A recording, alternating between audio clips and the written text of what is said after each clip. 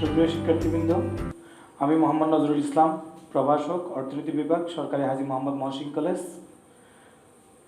তোমরা যারা একাদশ শ্রেণীতে ভর্তি হয়েছে তোমাদের সবাইকে স্বাগত জানাচ্ছি।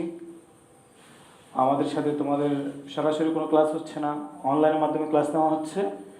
সরাসরি ক্লাস নিলে হয়তো 1 by 1 আমরা পরিচিত হতাম, সবার সাথে কথাবার্তা বলতাম, সবার পরিচয়টা জানতাম। আমার পরিচয়টা হচ্ছে কি, আমার বাড়ি হচ্ছে কি কক্সবাজার। আমি 36তম BCS-এ এডুকেশন ক্যাডারে জয়েন করি। আমার লেখাপড়া হচ্ছে কি চট্টগ্রাম বিশ্ববিদ্যালয় থেকে ইকোনমিক্স, আর আমার ইন্টার লেভেল হচ্ছে কি চিটাগং কলেজ থেকে, আর স্কুল হচ্ছে কি আমার গ্রামের স্কুল থেকে। আমার ব্যক্তিগত পরিচয় হচ্ছে কি এতটুকুই। এখন আমরা পড়ালেখায় যাওয়ার আগে তোমাদেরকে কয়েকটা বিষয় নিয়ে বলতে চাই।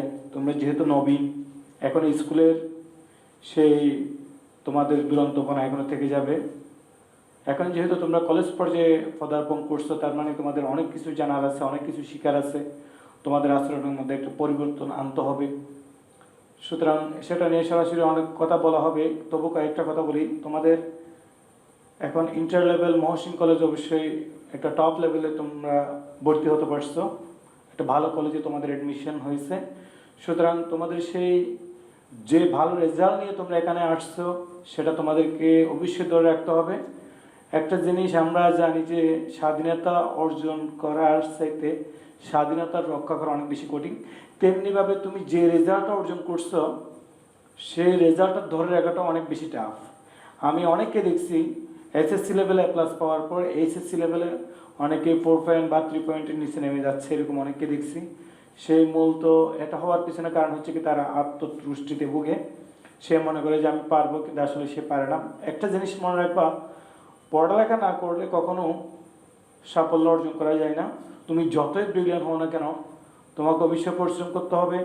সুতরাং তোমার SSC লেভেলের ভালো করতে হলে HSC লেভেল অবশ্যই সময় দিতে হবে, অনেক পরিশ্রম করতে হবে। SSC রেজাল্টটা ধরে রাখতে হলে তোমাকে অনেক বেশি পরিশ্রম করতে হবে, তোমার লেখাপড়ার ধারাবাহিকতা রক্ষা করতে হবে। আজকে অর্থনীতির আমরা তো একাদশ শ্রেণীর যে সিলেবাস, তোমরা কলেজ স্কুলে তোমাদের অবশ্যই তোমাদের ডায়েরিটা যাবে আমাদের একাদশ শ্রেণীর অর্ধবার্ষিকের সিলেবাস কী কী আছে। আমি অর্থনীতির প্রথম পত্রের প্রথম অধ্যায়ের যে টপিকগুলো লিখলাম, সেগুলো হচ্ছে কি, প্রথম হচ্ছে কি অর্থনীতি কী, আমরা এটা একটু দেখব। আমরা সবাই কিন্তু অর্থনীতি এমনি জানি, অর্থনীতি শব্দটা শুনছি, কিন্তু বেসিক্যালি আমরা অর্থনীতি জিনিসটা কি, এটা কী নিয়ে আলোচনা করে, অর্থনীতির সংজ্ঞাটা কি আমরা জানি না। তেমনি হচ্ছে কি 2 নম্বরে হচ্ছে কি আমরা দুষ্প্রাপ্যতা এবং নির্বাচন নিয়ে আলোচনা করবো একটু, দুষ্প্রাপ্যতা এবং নির্বাচন নিয়ে। 3 নম্বরে আমরা আলোচনা করব সেটা হচ্ছে কি মৌলিক অর্থনৈতিক সমস্যাগুলো নিয়ে। সুপ্রিয় শিক্ষার্থীবৃন্দ, তোমরা অর্থনীতির বিষয়ে আগে তেমন একটা তোমাদের ধারণা নাই। অর্থনীতির অনেকে মনে করে থাকে অনেক কঠিন একটা বিষয়, কিন্তু এটা তেমন জটিল বিষয় নয়। তোমরা যদি জাস্ট ধারাবাহিকভাবে একটু সময় দিয়ে যদি পড়ো, তাহলে অবশ্যই অর্থনীতি একটা ভালো রেজাল্ট করা যায়। আমার ইন্টার লেভেলে ইকোনমিক্স ছিল, আমাদের সময় কিন্তু আমি অর্থনীতি অনেক ভালো, মানে 90-র উপরে মার্কস তুলছিলাম তখন। তার মানে বোঝা যাচ্ছে যে এটাতে ভালো করার সুযোগ আছে। এবং অর্থনীতি হচ্ছে কি একটা মজার সাবজেক্ট।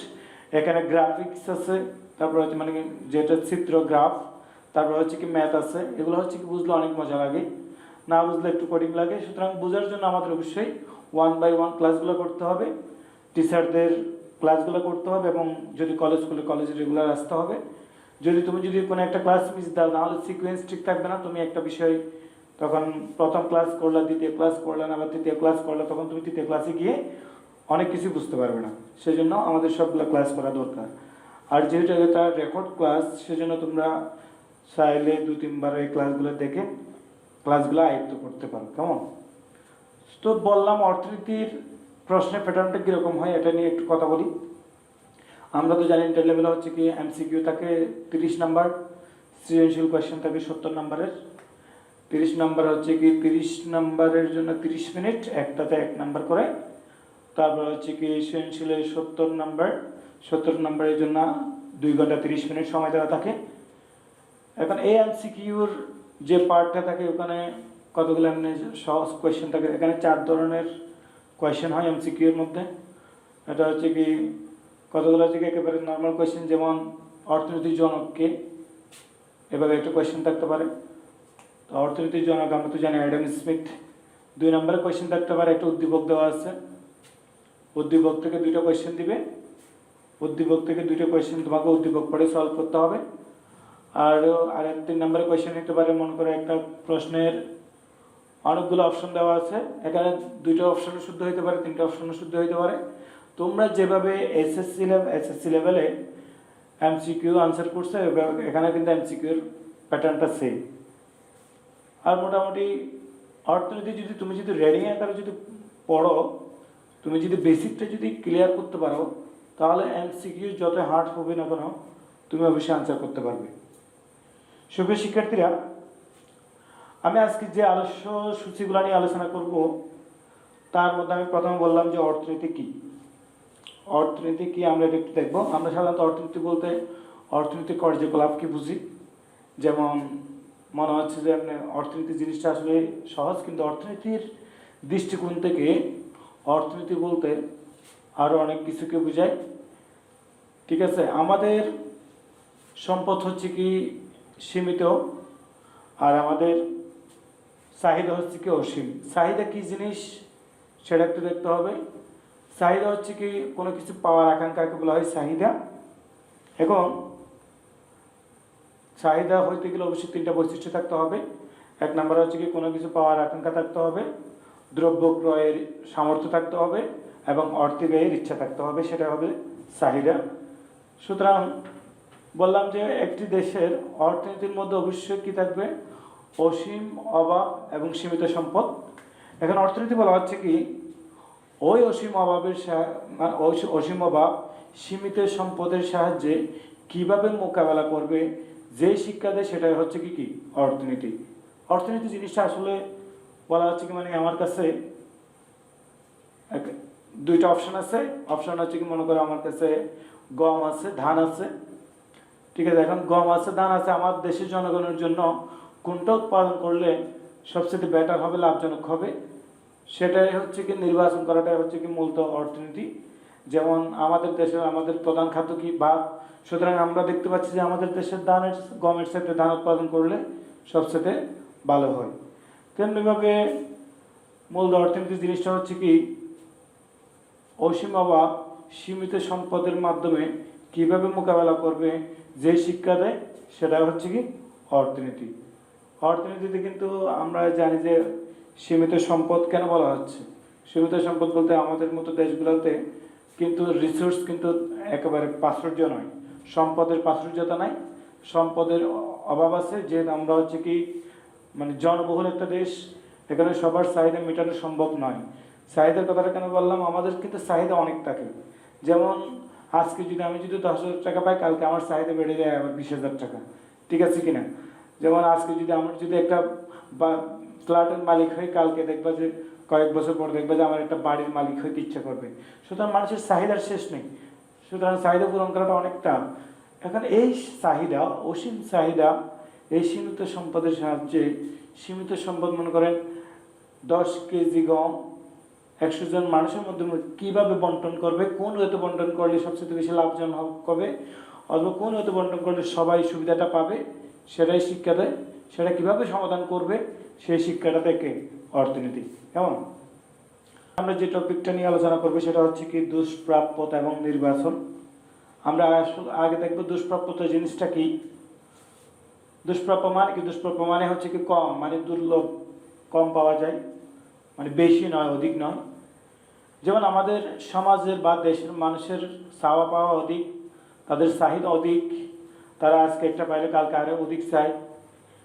এই যে মানুষের চাওয়াকে পূরণ করা সম্ভব, আমাদেরকে প্রকৃতি প্রদত্ত সম্পদের পরিমাণ কি বেশি নাকি কম? অবশ্যই কম।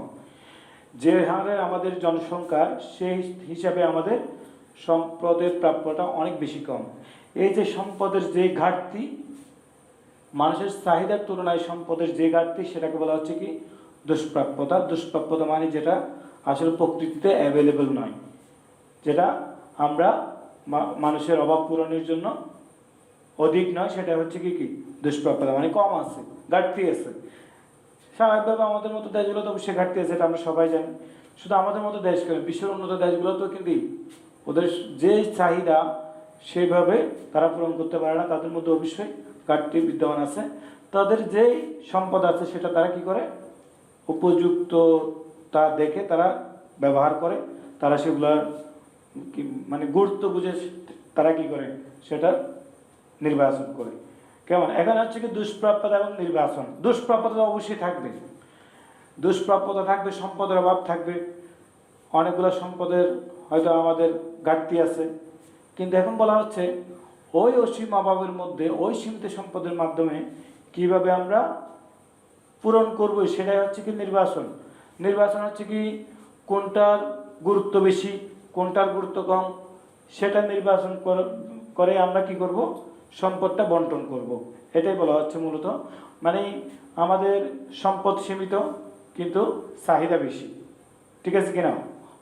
অভাব অসীম এবং চাহিদা বেশি, সম্পদ সীমিত। এই সম্পদ সীমিত সম্পদের সাহায্যে আমরা এই অসীম অভাবটা কীভাবে মোকাবেলা করব, কতটুকু মোকাবেলা করব, অথবা কোন কোন মাধ্যমে মোকাবেলা করব, সেটাই হচ্ছে কি নির্বাচন। অভাবের গুরুত্ব বুঝতে হবে। একজন মানুষের ক্ষুধা মেটানোর অভাব দরকার, নাকি একজন মানুষের তার একটা গাড়ির দরকার? অবশ্যই আমাকে তাকে আগে অবশ্যই ক্ষুধার কথা বিবেচনা করতে হবে। মানুষের জীবন ধারণের জন্য, বাঁচার জন্য আমাদের প্রধান হচ্ছে কি খাদ্য।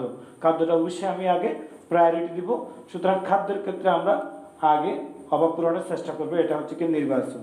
তেমনিভাবে আবার আমাদের শিক্ষা প্রয়োজন, নাকি আমার একটা বাড়ি প্রয়োজন?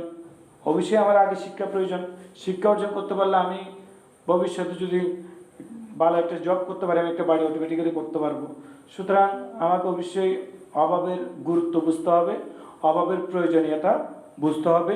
অভাবের গুরুত্ব এবং প্রয়োজনীয়তার ভিত্তিতে আমরা সম্পদের দক্ষ বন্টন করতে পারবো। আরেকটা বিষয় হচ্ছে কি সম্পদের দক্ষ বন্টন, একটা বিষয় আছে এখানে। মনে করো আমি যদি ধান উৎপাদন করি এবং গম উৎপাদন করি, একটা জমি আছে আমার 1 বিঘা জমি, ওই জমিতে যদি আমি ধান উৎপাদন করবো নাকি গম উৎপাদন করবো, মনে করো ধান উৎপাদন হচ্ছে কি 100 মণ, গম উৎপাদন হচ্ছে কি 50 মণ। এবং আমাদের অর্থনীতিতে, আমাদের দেশের অর্থনীতিতে দরকার কোনটা বেশি? ধানের। তার মানে অটোমেটিক্যালি আমি অবশ্যই এখানে কি উৎপাদন করব? ধান উৎপাদন করব। যে এখানে দেখা যাচ্ছে কি ধান বেশি উৎপাদন হচ্ছে, তারপরে হচ্ছে কি ধানের প্রয়োজনীয়তাও বেশি দেখা দিচ্ছে। সুতরাং নির্বাচনটা হচ্ছে কি আমাদের ঠিকমতো করতে হবে, কোনটার অভাব বেশি এবং কোনটার প্রয়োজনীয়তা বেশি, কোন অভাবটা আগে পূরণ করা দরকার, সেটা হচ্ছে কি আমরা নির্বাচনের মাধ্যমে সমাধান করব।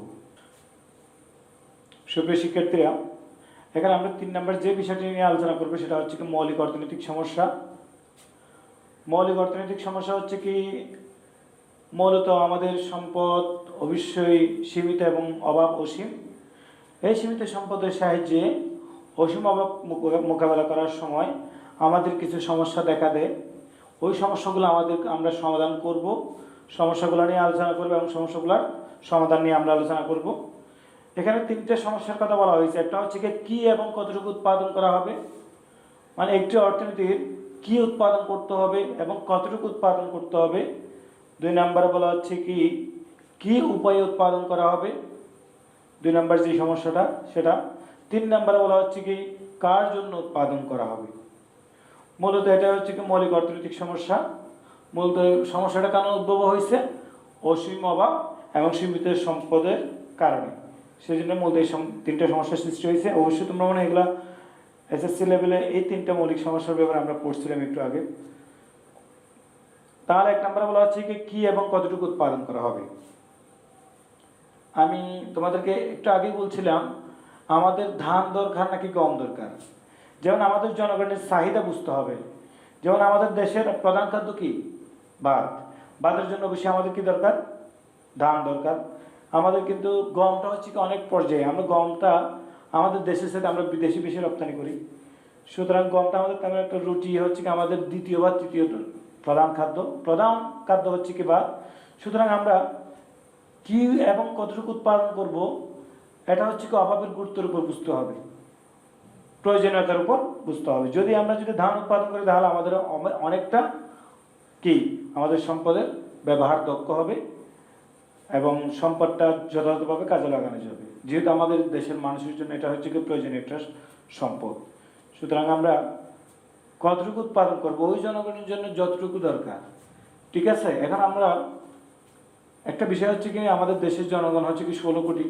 16 কোটি মানুষের জন্য ধান উৎপাদন করা এটা একটা অনেক বড় একটা জটিল বিষয়। আমরা কিন্তু বাহির থেকে আমরা চাল আমদানি করি, বিভিন্ন যেমন মায়ানমার থেকে আমরা অনেক চাল আমদানি করি, ইন্ডিয়া থেকে আমদানি করি, থাইল্যান্ড থেকে আমদানি করি। তো আমাদের দেশে কিন্তু ম্যাক্সিমাম ধানের উৎপাদন হয় এবং দেশের মুষ্টিমেয় মানুষের চাহিদা পূরণ করা সম্ভব হয় আমাদের দেশের উৎপাদন দিয়ে।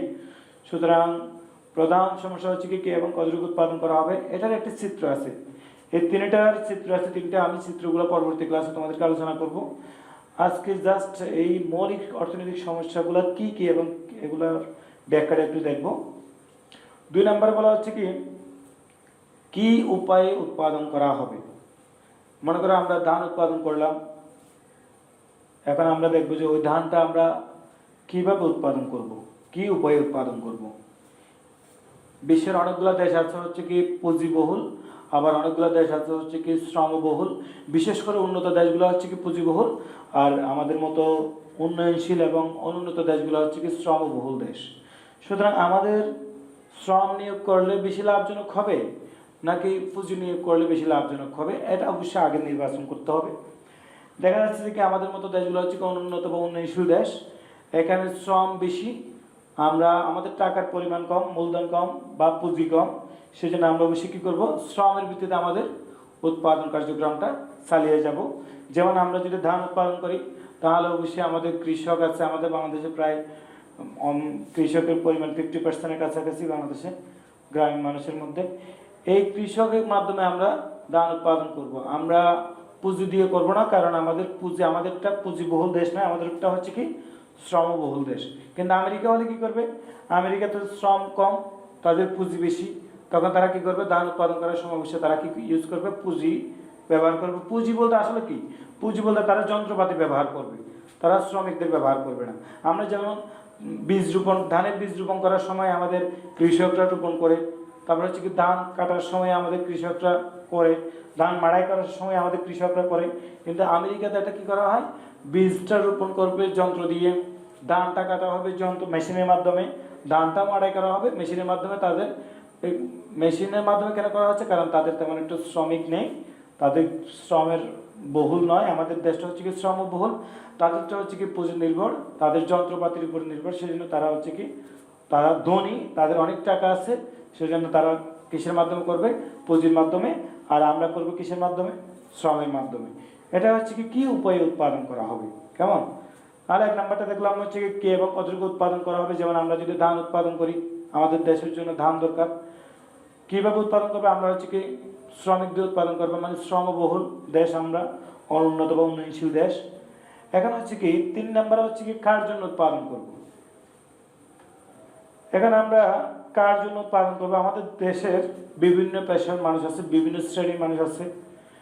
একটা দেশের উচ্চবিত্ত আছে, মধ্যবিত্ত আছে, নিম্নবিত্ত আছে।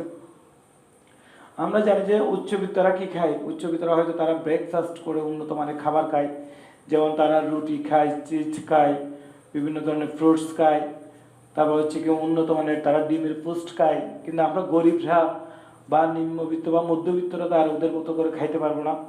তো বাংলাদেশে আমাদের দেশের কাদের সংখ্যাটা বেশি, উচ্চবিত্তের সংখ্যা বেশি, মধ্যবিত্তের সংখ্যা বেশি নাকি নিম্নবিত্তের সংখ্যা বেশি, এটা নির্বাচন করতে হবে আগে। দেখা যাচ্ছে আমাদের দেশ হচ্ছে কি একটা উন্নয়নশীল দেশ, ঠিক আছে, আমাদের মধ্যে অবশ্যই নিম্নবিত্ত মানুষের পরিমাণ অনেক বেশি, তারপর হচ্ছে কি মধ্যবিত্ত মানুষের পরিমাণ, তারপর হচ্ছে কি উচ্চবিত্তের মানুষের পরিমাণ। তো আমাদের উচ্চবিত্তের মানুষদেরকে প্রায়োরিটি দিব নাকি নিম্নবিত্ত এবং মধ্যবিত্ত মানুষকে প্রায়োরিটি দিব, সেটা আমাদেরকে নির্বাচন করতে হবে। যেহেতু উচ্চবিত্তরা খায় কি উন্নত মানের খাবার, তারা ব্রেকফাস্ট করে অনেক হাই লেভেলের দিয়ে, তারা লাঞ্চ করে আরও উন্নত মানের খাবার দিয়ে। কিন্তু মধ্যবিত্ত এবং নিম্নবিত্ত তারা হচ্ছে কি তাদের প্রধান খাদ্য হচ্ছে কি ভাত। সুতরাং আমরা দেশের জনসংখ্যাগরিষ্ঠ জনসংখ্যাটাকে প্রায়োরিটি দিব। যা আমরা দেখতেছি যে এখানে নিম্নবিত্ত এবং মধ্যবিত্ত হচ্ছে কি সবচেয়ে বেশি সংখ্যাগরিষ্ঠ। সুতরাং আমরা তাদের যারা অধিক আছে তাদেরকে অবশ্যই আমাদের বিবেচনায় আনতে হবে এবং তাদের সমস্যাটাই মূলত আগে আমাদের কী করতে হবে, পূরণ করতে হবে। সুতরাং আমরা কার জন্য উৎপাদন করব?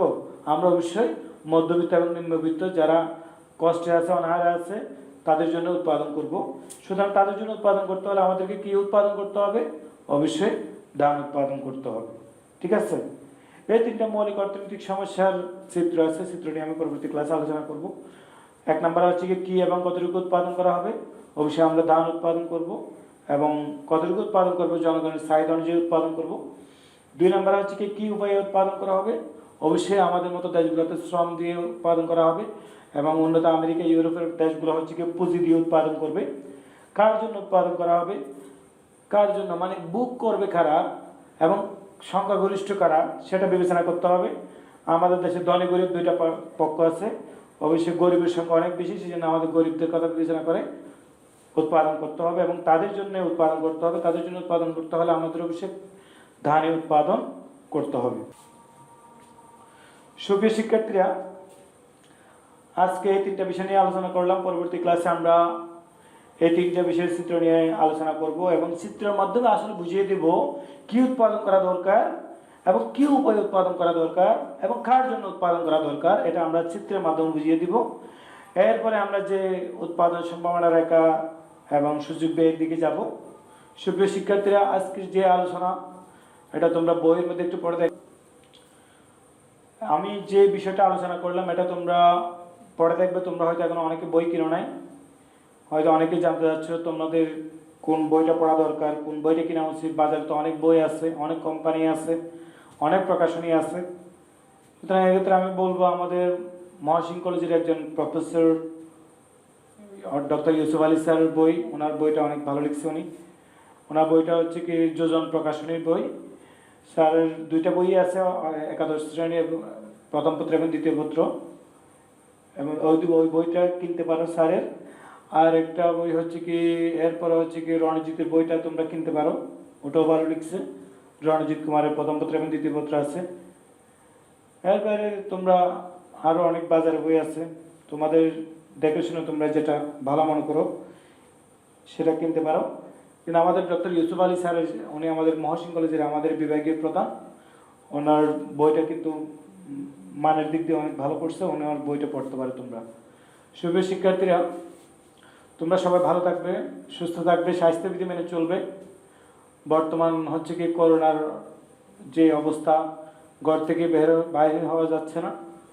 সুতরাং তোমরা সবাই স্বাস্থ্যবিধি মেনে চলবে, পারতপক্ষে ঘর থেকে বের হবে না। তোমাদের জন্য কিন্তু আমরা অনলাইনে ক্লাসগুলো ধারণ করতেছি যাতে তোমাদের কোনো রকম অসুবিধা না হয়, করোনায় তোমাদের যাতে আক্রান্ত করতে না পারে। তোমরা বাসায় বসে এই ক্লাসগুলো ইউটিউবের মাধ্যমে ক্লাসগুলো তোমরা দেখো। একবারের মতো না বুঝলে প্রয়োজনে 2বার বা 3বার দেখো। আর হচ্ছে কি তোমরা বইটা কিনে ফেলো এবং বইটা আমরা যেই বিষয়গুলো আলোচনা করছি তোমরা বইয়ের সাথে একটু মিলিয়ে দেখো। ইনশাল্লাহ বেশি পড়া লাগবে না, সর্বোচ্চ 2 থেকে 3বার পড়লে তোমরা বিষয়টা তোমাদের আয়ত্তের মধ্যে চলে আসবে। সুতরাং সবাইকে ধন্যবাদ জানিয়ে আমি আজকে এখানে শেষ করছি। আল্লাহ হাফিজ।